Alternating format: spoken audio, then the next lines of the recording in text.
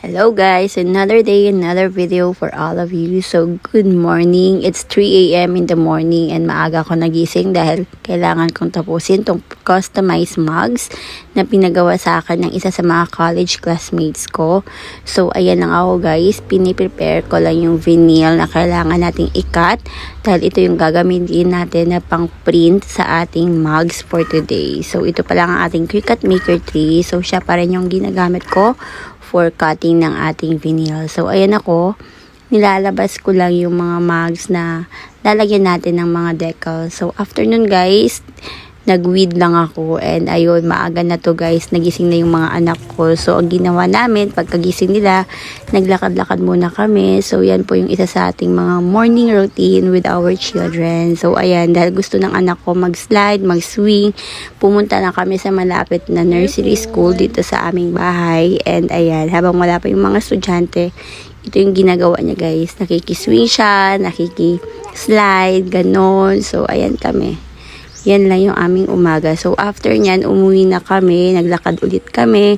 And then, kumain lang. So, ayan pa lang aking magandang baby. So, ayan, nakauwi na kami, guys. Shine, Mr. Sun, Sun, Mr. Golden Sun. And now, tapos na po tayo sa ating morning routine. So, ako naman, back to work. So, ito pala yung mga decals na kailangan ko nang i-print for the mugs.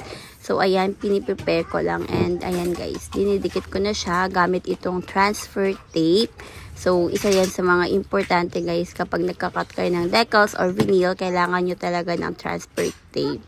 Ayan, so, ididikit ko lang siya dito sa mug. So, before ko dinidikit yan guys, hindi na nakuha ng video. Pero, inasprayhan muna yan ng tubig or alcohol para hindi siya mag-bubbles. And, ayan, medyo mahirap siya idikit yung mga period or mga tuldok. Pero, ayan, to get along with it. So, ayan lang guys, ganyan na ako magdikit ng mga decals sa ating baso.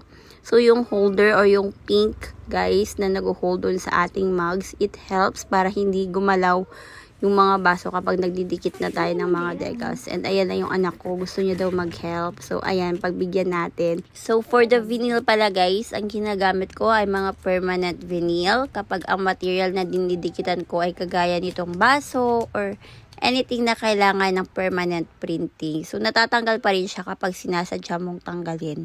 Anyway, ayan na ako guys. Tapos na akong magdikit. And next is photography. So, alam naman natin, hindi pwedeng i-skip natin tong part na to. So, ayan yung mga mugs guys. So, provided to ng aking customer.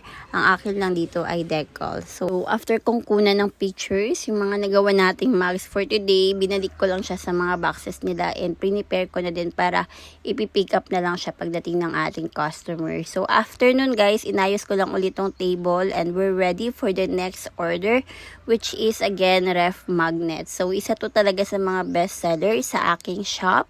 So, ayan ako, like I said, ang ginagamit ko talaga pang cut ng mga ref magnet ko ay ang aking Cricut machine, which is the Cricut Maker 3. And ang dami pa rin nagtatanong sa size or sa kapal ng magnet na ginagamit ko, which is 0.5 mm ng puff. And ayan ako ulit guys, kinakat ko lang yung mga na-print ko na sticker with photo top. So, ayan, dinidikit ko sila mano-mano gamit itong brayer para mas dumikit siya lalo doon sa magnet. So, for this one, ako na din yung nag-layout. Ang aga ko nagising para i-layout tong ating i-design for the ref magnet. So, ayan guys, tinatapos ko lang siya idikit sa ating ref magnets. And then, after nun, of course, hindi pwedeng mawala itong backing ng ating packaging. So, ganito ko ipack yung ating ref magnets. Meron siyang backing para mas maganda and presentable siya guys. So, ang gamit ko pala pang cut is itong deli cutter na talaga namang super talim, super sharp. Kaya nitong mag-cut ng sabay-sabay ng at least 2 or 3 cardstocks na 200 GSM. So, ayan, nilalabas ko lang yung mga gagamitan ko for the packing. So, of course, nandiyan yung ating pinakamalakas na tape dispenser. So, ayan, nilalagyan ko lang ng double-sided tape yung likod ng ating ref magnet para idikit dun sa backing para ma-align siya sa gitna. So, ayan guys, siniseal ko lang siya gamit yung scotch tapes. And now we're done. So, ayan lang guys.